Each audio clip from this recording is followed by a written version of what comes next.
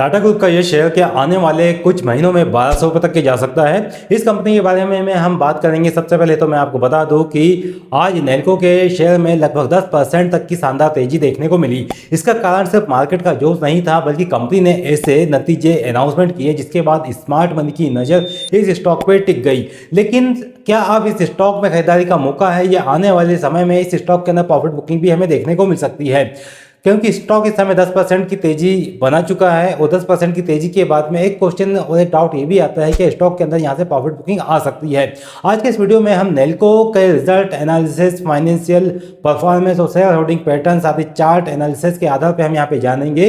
और साथ ही आज के इस वीडियो में मैं आपको डीसीपी पैटर्न भी दिखाऊंगा और अंत में मैं आपको बताऊंगा कि मुझे आने वाले समय में इस शेयर में क्या उम्मीद देखने को मिलती है। तो इस वीडियो को आप अंत तक जरूर देखिए, क्योंकि अंत में मैं आपको आखिरी में वो लेवल भी बताऊंगा जिस पर मेरी नज़र सबसे ज़्यादा यहाँ पे बनी रहने वाली है।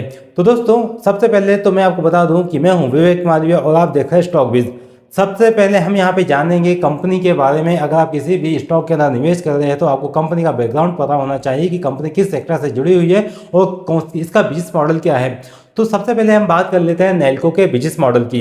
तो नेल्को जो है ये टाटा ग्रुप कंपनी का एक हिस्सा है और यहाँ company satellite communication, VSAT network, maritime communication और एंटरप्राइजेस कनेक्टिविटी जैसे सेक्टर में काम करती है। अगर आने वाले वर्षों में भारत में सैटेलाइट कम्युनिकेशन तेजी से बढ़ता है तो नेल्को जैसी कंपनियों को इसका सीधा फायदा मिल सकता है, यानी कि नेल्को जैसी कंपनियां इस बिजनेस का, इस सर्विसेज का फ़ायदा उठा सकती है। अब हम आते हैं यहाँ पे रिजल्ट पे कि कंपनी ने किस प्रकार के अपने क्वार्टरली नंबर डिस्क्लोज किए हैं। तो यहाँ पे सबसे पहले हम सीधे नंबर के ऊपर चलते हैं। तो इस क्वार्टर में सेल्स लगभग 80 करोड़ रही, जो पिछले साल इसी क्वार्टर में सेल्स 75 करोड़ थी, यानी रेवेन्यू के अंदर 77% का जंप यहाँ देखने को मिला। लेकिन सबसे अच्छी बात यहाँ पे रेवेन्यू नहीं है, बल्कि सबसे अच्छी बात की बात कर ले तो यहाँ पे नेट प्रॉफिट आता है।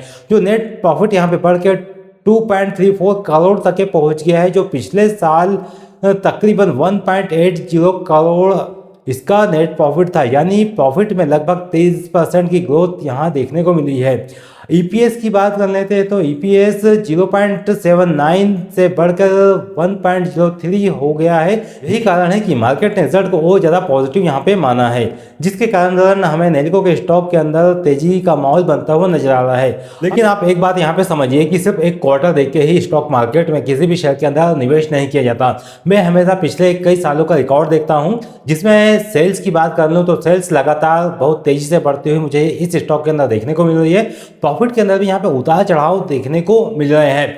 अब यहाँ पे ROE अभी लगभग 9% के आसपास है, जो बहुत मजबूत तो नहीं कहा जा सकता। और साथ ही ROC भी यहाँ पे 7% है, इसलिए यहाँ कोई परफेक्ट फाइनेंशियल स्टॉक की कैटेगरी में तो नहीं आता। लेकिन यहाँ एक सबसे बड़ा पॉजिटिव साइन है जो मैं आपको बता देता हूँ। जो मेरे को यहाँ पे पॉजिटिव बात देखने में ये मिलती है कि प्रमोटर की होल्डिंग यहाँ पे 50% है, और काफ़ी कई दिनों से बात कर रहे हैं तो प्रमोटर ने अपनी होल्डिंग के अंदर यहाँ पे किसी भी प्रकार का फेरबदल नहीं किया है, ना ही प्रमोटर ने अपनी यहाँ पे होल्डिंग को घटाया है। एफआईआई होल्डिंग की बात कर लेते हैं तो एफआईआई की होल्डिंग बढ़ के यहाँ पे 5.6% तक के पहुँच गई है, मतलब फॉरेन इन्वेस्टर की रुचि यहाँ पे बढ़ती हुई दिखाई दे रही है। अब पब्लिक होल्डिंग यहाँ पे थोड़ी कम हुई है, यह एक सकारात्मक संकेत माना जा सकता है। लेकिन अकेले इसी आधार पे यहाँ पे यह निर्णय नहीं लिया जा सकता कि स्टॉक के अंदर कुछ अपसाइड के मूव हमें देखने को मिल सकते हैं। लेकिन एक बात यहाँ पे और आती है जो है बैलेंस शीट की। तो बैलेंस शीट के ऊपर हम यहाँ पे नजर डालते हैं, जिसमें मैं आपको बताऊं कि कंपनी पूरी तरह से डेप्थ फ्री नहीं है। इस कंपनी के ऊपर 73 करोड़ का डेप्थ भी है, लेकिन डेप्थ टू इक्विटी करीब 0.57 है, यानी डेप्थ है लेकिन फिलहाल बहुत अधिक दबाव यहाँ देखने में नहीं आता है। अब एक नज़र वैल्यूएशन पे भी डाल लेते हैं कि कंपनी का वैल्यूएशन किस प्रकार का है, जो यहाँ पे वार्निंग साइन भी दिखाता हुआ दिखाई दे सकता है। यह एक वार्निंग इस कंपनी के ऊपर जरूर है। इस समय स्टॉक का पी लगभग 390 पे है, यानी इंडस्ट्री पी की बात कर लेते हैं तो इंडस्ट्री पी इसका 25 के आसपास है, मतलब स्टॉक काफ़ी प्रीमियम वैल्यूएशन पे इस समय ट्रेड करते हुए नजर आ रहा है। एक तरफ इंडस्ट्री का पी 25 का है, वहीं पे स्टॉक का पी 390 पे देखने को मिल रहा है। अगर स्टॉक के अंदर ग्रोथ बनी रहती है तो स्टॉक में हमें आगे आने समय में मोमेंटम देखने को मिल सकते हैं, लेकिन अगर ग्रोथ कम रहती है तो फिर करेक्शन भी यहाँ पे संभव होता हुआ दिखाई दे सकता है। इस पॉइंट को बिल्कुल भी इग्नोर नहीं किया जा सकता।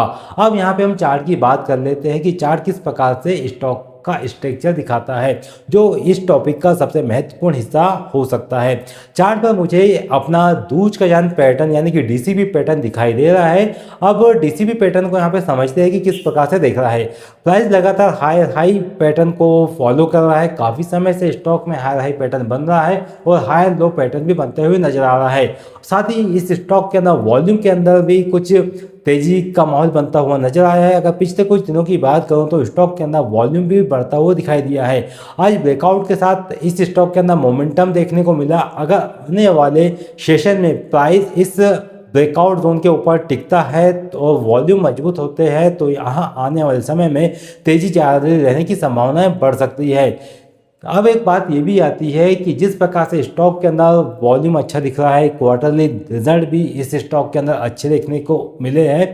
अब सबसे बड़ा सवाल ये भी आता है कि नेल्को के स्टॉक में 1100 या 1200 के नंबर देखने को मिल सकते हैं। जैसे कि मैंने आपको पहले ही वीडियो शुरू होने से पहले बताया था कि टाटा ग्रुप की कंपनी क्या 1200 तक की जा सकती है। तो मैं यहाँ पे अपना एनालिसिस के आधार पे एक बार बता दूँ आपको कि अगर कंपनी आगे भी अच्छे रिजल्ट जारी रखती है, मार्केट का सेंटीमेंट पॉजिटिव रहता है। जिस प्रकार से अगर आज बात कर ले तो निफ्टी 24,400 के लेवल तक पहुंच गया और इसी प्रकार से अगर मार्केट का सेंटीमेंट भी आगे कंटिन्यू पॉजिटिव रहता है और चार्ट पर ब्रेकआउट कायम रहता है, यानी कि इस समय स्टॉक ने जो 1000 रुपीज़ का एक ब्रेकआउट का जोन को पार किया और ये ब्रेकआउट का जोन आगे कायम रहता है, तो आने वाले समय में 1100 यानी कि 1100 से लेकर 1200 का जोन संभावित लक्ष्य हो सकते हैं। लेकिन शेयर बाजार में कोई भी टारगेट तय नहीं होता कि जो टारगेट बता दिए स्टॉक वहीं तक के जाएगा। अगर रिजल्ट कमज़ोर रहते हैं यानी कि मार्केट को रिजल्ट आने वाले समय में पसंद नहीं आते हैं, थोड़ा कमज़ोर रहते हैं, तो मार्केट के अंदर करेक्शन हो सकता है या ब्रेकआउट फेल हो जाए तो तेज़ी यहाँ पे रुकती हुई भी दिखाई दे सकती है। इसलिए आपको रिस्क मैनेजमेंट को जरूर फॉलो करना चाहिए, यानी कि जरूर आजमाना चाहिए। फिलहाल में मुझे डीसीबी पैटर्न के आधार पर स्टॉक के अंदर देखने को मिल रहा है कि अगर स्टॉक ये 1000 का जो जोन है इसको होल्ड कर लेता है तो संभावित लेवल जो है वो 1100 से 1200 की ओर देखने को मिल सकते हैं। अब यहाँ पे मैं आपको अगर फाइनल वर्डिक्ट की बात बताऊँ, मैं अपना निर्णय बताऊँ कि क्या रह सकता है और कोई मुझसे पूछे कि नेल्को को 3 शब्द में बताना हो तो मैं कहूँगा सिर्फ इतनी बात कि यहाँ पे ये स्ट्रॉन्ग थीम के ऊपर इस समय स्टॉक काम करते हुए नजर आ रहा है। इम्प्रूविंग रिजल्ट इस समय स्टॉक के अंदर देखने को मिले हैं, लेकिन प्रीमियम वैल्यूएशन यहाँ पे देखने को मिल रहा है। इस स्टॉक के अंदर सबसे बड़ी चिंता का कारण जो है वो है इसका प्रीमियम वैल्यूएशन, जो स्टॉक इस समय 390 के प्रीमियम पे ट्रेड करते हुए नजर आ रहा है। यानी कंपनी अच्छी दिशा में बढ़ रही है, लेकिन निवेश से पहले वैल्यूएशन और प्राइस एक्शन दोनों पे नज़र रखना जरूरी है। मुझे आने वाले कुछ सेशन में सबसे ज़्यादा यह देखना है कि ब्रेकआउट टिकता है या नहीं। अगर ब्रेकआउट टिक जाता है तो स्टॉक के लिए अच्छी बात हो सकती है, लेकिन ब्रेकआउट फेल हो जाता है तो फिर वापस स्टॉक के अंदर करेक्शन होता हुआ दिखाई दे सकता है। अगर आपको ऐसी रिसर्च बेस्ड स्टॉक एनालिसिस पसंद आती है जिसमें सिर्फ टारगेट नहीं बल्कि बिजनेस, फाइनेंशियल और शेयर होल्डिंग पैटर्न के बारे में डिस्कस किया जाता है, चार्ट एनालिसिस के बारे में बताया जाता है, तो आप हमारे वीडियो को लाइक जरूर कीजिएगा। आप हमारे चैनल पे अगर पहली बार विजिट किए हुए हैं तो चैनल को सब्सक्राइब कीजिए, बेल नोटिफिकेशन को ऑन कीजिए और आप मुझे कमेंट में बताइए कि आपके पोर्टफोलियो में नेल्को का स्टॉक है और अगला टारगेट आपका नेल्को के ऊपर क्या है। आप मुझे कमेंट में जल्द से मेंशन कर दीजिए और आगे मिलते हैं हम इसी प्रकार के वीडियो के लिए मैं लेके आऊँगा। और अगले वीडियो में मैं आपको बताने वाला हूँ कि बजाज हाउसिंग फाइनेंस का स्टॉक जो काफ़ी अच्छे नंबर पेश कर रहा है, लेकिन स्टॉक इस समय 89 रुपीज़ के आसपास ट्रेड कर रहा है। आने वाले समय में इस स्टॉक के अंदर क्या मोमेंटम देखने को मिल सकते हैं, क्या स्टॉक ने समय बॉटम बना लिया है, क्या वापस स्टॉक यहाँ से अपसाइड की रैली अपनी स्टार्ट कर सकता है। तो वीडियो में आप